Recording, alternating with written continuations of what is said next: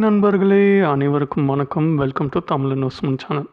So இந்த video எதை பற்றி அப்படின்னு பார்த்தீங்கன்னா, நம்ம சேனலில் வந்து ஒரு சிஸ்டர் வந்து கேட்டிருந்தாங்க. ஆனால் நீங்கள் எப்படி வந்து கோல் சேவிங்ஸ் பண்ணுறீங்க அப்படிங்கிற ஐடியா வந்து எங்களுக்கு சொன்னிங்கன்னா எங்களுக்கும் யூஸ்ஃபுல்லாக இருக்கும் அப்படின்னு கேட்டிருந்தாங்க. ஸோ உண்மையிலேயே அவங்க கேட்டிருந்த கொஸ்டின் வந்து ரொம்ப ஒரு யூஸ்ஃபுல்லான கொஸ்டின் தான். ஏன்னா வந்து அது சொல்லும்போது நிறைய பேருக்கு வந்து சேமிக்கிற பழக்கமும் வரும். இது மூலமாக நிறைய விஷயங்களை தெரிஞ்சுக்கவும் முடியும். ஸோ இந்த வீடியோ வந்து ஸ்கிப் பண்ணாமல் ஃபுல்லாக பாருங்கள். ஏன்னா ரொம்ப உங்களுக்கு யூஸ்ஃபுல்லாக இருக்கும். ப்ளஸ் வந்து எந்த வகையிலலாம் சேவ் பண்ணலாம் அப்படிங்கிற விஷயங்களும் வந்து உங்களுக்கு தெரிய வரும்.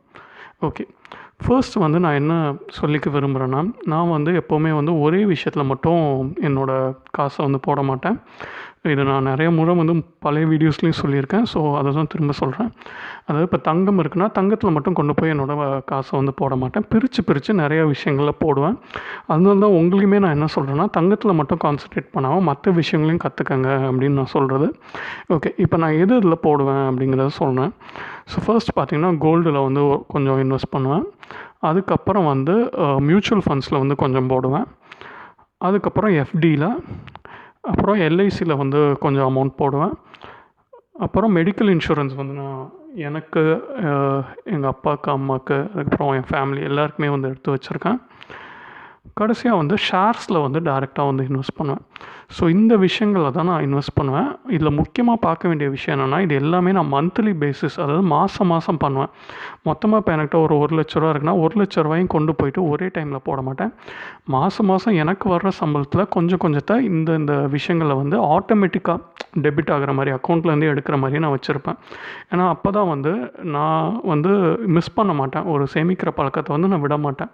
ஸோ மாதம் நான் இந்த மாதிரி ஆட்டோமேட்டிக்காக செட் பண்ணி வச்சுறதுனால அதுவே வந்து என் சேலரி வந்தோன்னே எடுத்துரும்.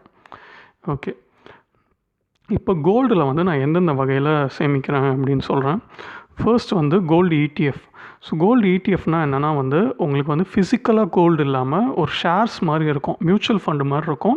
ஸோ தங்கத்தில் வந்து நீங்கள் முதலீடு பண்ணுவீங்க. இது வந்து நான் ஐசிஐசிஐ ப்ரூடென்ஷியல் கோல்டு இடிஎஃப்னு ஒன்று இருக்குது. ஸோ அதில் வந்து என் டிமேட் அக்கௌண்ட், அதாவது இந்த ஷேர்ஸ்லாம் வாங்குறதுக்கு டிமேட் அக்கௌண்ட்னு ஒன்று இருக்கும். அதில் வந்து மாதம் ₹2,000 வந்து நாங்கள் இந்த கோல்டு இடிஎஃப்பில் வந்து வாங்கிடுவேன். ஸோ ₹2,000 தங்கம் வாங்குறதுக்கு அது ஒரு சமமான விஷயம். ஓகேங்களா? ஸோ இது ஒன்று. அதுக்கப்புறம் பார்த்தீங்கன்னா கோல்டு சிட் வந்து கட்டுவேன். நான் இப்போ வந்து என்ஐசியில் வந்து கட்டிகிட்ருக்கேன். ஸோ மாதம் ₹5,000 வந்து சிட் போட்டிருக்கேன். என்ஐசியில் ஒரு அட்வான்டேஜ் என்னென்னா, நீங்கள் இப்போ ₹5,000 போட்டிங்கன்னா ₹5,000 தான் கட்டணும்னு அவசியம் இல்லை, ₹15,000 வரைக்கும் கட்டலாம். அதாவது 3 மடங்காக வந்து கட்டலாம். ஸோ நான் என்ன பண்ணுவேன்னா, யூஸ்வலாக இந்த குறையுது பார்த்தீங்களா விலை, இப்போ போன வாரம் கூட வந்து ₹36,000 வந்துச்சு. ஸோ அப்போ வந்து பார்த்திங்கன்னா நான் வந்து அதிகமாக கட்டிடுவேன். என்ன சொல்கிறது, இப்போ ₹15,000 வந்து கட்டிடுவேன் அந்த மாதம் மட்டும். ஸோ விலைலாம் ஏறி இருக்கும்போது ₹5,000 கட்டிடுவேன். இல்லை நீங்கள் முக்கியமாக பார்க்க வேண்டிய விஷயம் என்னென்னா, நான் எப்போவுமே வந்து தங்கத்தில் முதலீடு பண்ணுறதை வந்து நிறுத்த மாட்டேன். ஏறுதோ இறங்குதோ நான் வந்து எப்போவுமே வந்து காசு போட்டுட்டு தான் இருப்பேன். ஏன்னா வந்து லாங் ரனில் ஒரு 10 வருஷம் இல்லை ஒரு 5 வருஷத்தில் வந்து தங்கத்தோட விலை வந்து எப்படியும் வந்து கூட தான் போகுது. ப்ளஸ் தங்கத்தை வந்து நம்ம மெயினாக வாங்குறதுக்கு வந்து என்ன ரீசன்னா, நம்மளுக்கு வந்து ஒரு அவசர தேவைக்கு அது பயன்படும். இப்போ ஒரு பேங்க்கில் போய் வச்சோன்னா ஈஸியாக லோன் கிடைக்கும். ஸோ அதுக்கு தான் வாங்குறது. அதனால நான் எந்த மாதமுமே தங்கத்தில் இன்வெஸ்ட் பண்ணுறதை வந்து மிஸ் பண்ண மாட்டேன். விலை குறையணும் வெயிட் பண்ண மாட்டேன், விலை ஏறணும்னு வெயிட் பண்ண மாட்டேன். நான் வந்து எப்போவுமே முதலீடு பண்ணிட்டு தான் இருப்பேன்.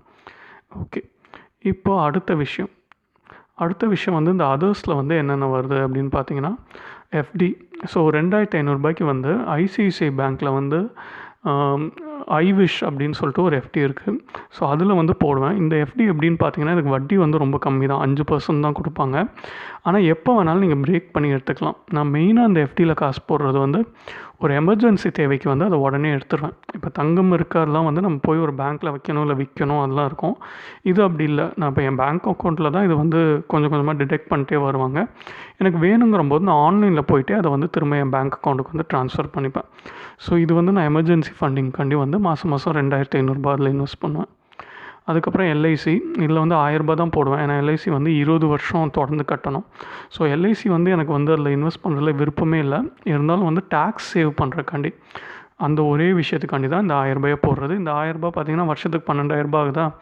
இதை வந்து நான் 80C டேக்ஸ் சேவிங்கில் வந்து காமிச்சு நான் கட்டுற வரியை வந்து குறைச்சிப்பேன். அந்த ஒரு ரீசனுக்காக தான். மற்றபடி வந்து நான் எல்ஐசியை வந்து ரெக்கமெண்டே பண்ண மாட்டேன்.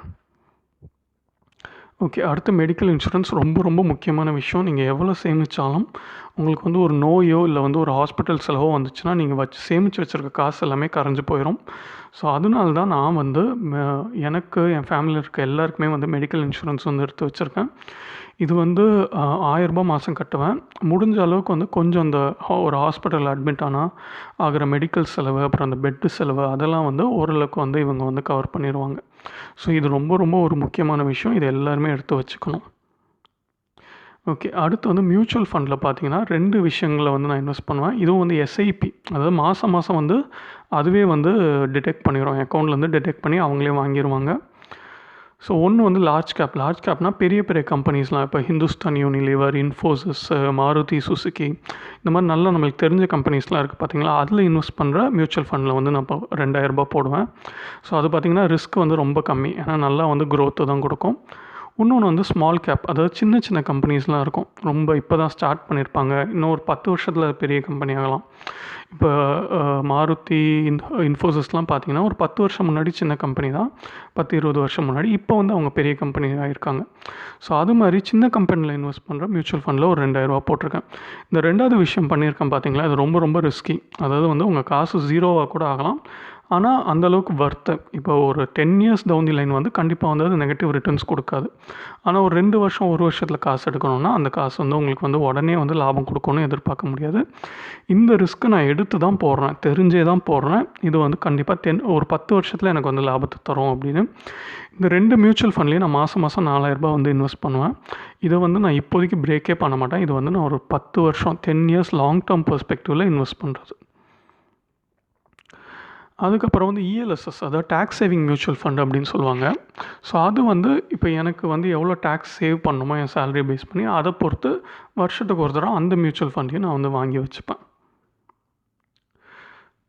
ஸோ இது இல்லாமல் வந்து நான் ஷேர்ஸ்லேயும் வந்து மாதம் மாதம் வாங்கிப்பேன். அதாவது அவங்களே வந்து எனக்கு ஒரு ஷேர் இல்லை 5 ஷேர் வாங்கி கொடுத்துருவாங்க. நான் இப்போதைக்கு 2 ஷேர் வாங்கிட்டுருக்கேன். அது மாதிரி ஒன்று வந்து ஏஷியன் பெயிண்ட்ஸு, இன்னொன்று வந்து அம்புஜா சிமெண்ட்ஸ். ஸோ அம்புஜா சிமெண்ட்ஸில் பார்த்தீங்கன்னா 5 ஷேர் மாதம் மாதம் அவங்களே ஆட்டோமேட்டிக்காக வாங்குற மாதிரி எஸ்சிபின்னு ஒரு கான்செப்ட் இருக்குது. ஸோ அதில் வந்து போட்டு வச்சுருக்கேன். அதே மாதிரி ஏஷியன் பெயிண்ட்ஸ் வந்து ஒன்று வாங்குவேன். அது ஏஷியன் பெயிண்ட்ஸ் வந்து ஒரு ஷேரே இப்போ வந்து ரூ. 2000 இருக்குது.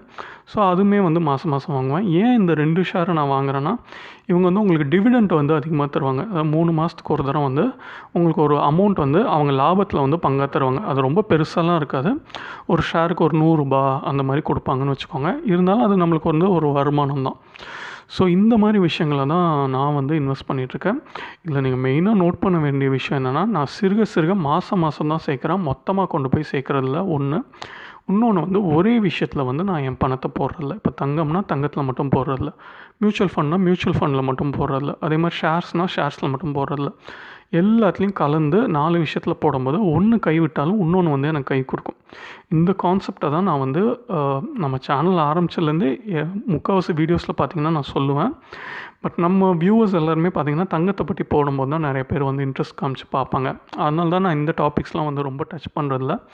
இருந்தாலும் இன்றைக்கி வந்து நம்ம வியூவர்ஸில் வந்து ஒருத்தங்க கேட்டிருந்தாங்களே அப்படின்னு சொல்லிட்டு தான் இந்த விஷயத்தை எடுத்து நான் பேசினேன். இது வந்து உங்களுக்கு யூஸ்ஃபுல்லாக இருக்கும் அப்படின்னு நான் நம்புகிறேன். இதில் நிறையா டவுட்ஸ் வரும் எனக்கே தெரியும். ப்ளஸ் இந்த இண்டிவிஜுவலாக நான் சொன்னேன் பார்த்தீங்களா, மியூச்சுவல் ஃபண்ட்ஸ், எஃப்டி, இதை பற்றிலாம் உங்களுக்கு வீடியோ வேணுன்னா சொல்லுங்கள், நான் போடுறேன்.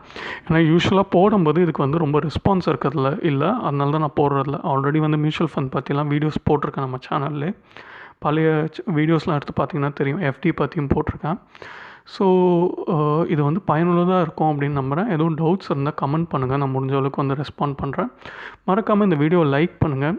இந்த வீடியோ லைக் பண்ணுறதோட உங்களுக்கு தெரிஞ்சவங்களுக்குலாம் ஷேர் பண்ணுங்கள். ஏன்னா இதெல்லாம் வந்து ரொம்ப ஒரு சேமிக்கிற பழக்கங்கிறது வந்து ரொம்ப முக்கியமான விஷயம். அதுதான் நம்மளுக்கு வந்து கடைசி காலத்தில் வந்து யாரையும் எதிர்பார்க்காம நம்மளை வந்து காப்பாற்றும். ஸோ முடிஞ்ச அளவுக்கு ஷேர் பண்ணுங்கள், நிறைய பேருக்கு இந்த விஷயம் போய் சேரட்டும். ஸோ நண்பர்களே, இந்த வீடியோ பயனுள்ளதாக இருந்திருக்கும்னு நம்புகிறேன். நம்ம சேனலை வந்து மறக்காமல் சப்ஸ்கிரைப் பண்ணிக்கோங்க. நன்றி, வணக்கம்.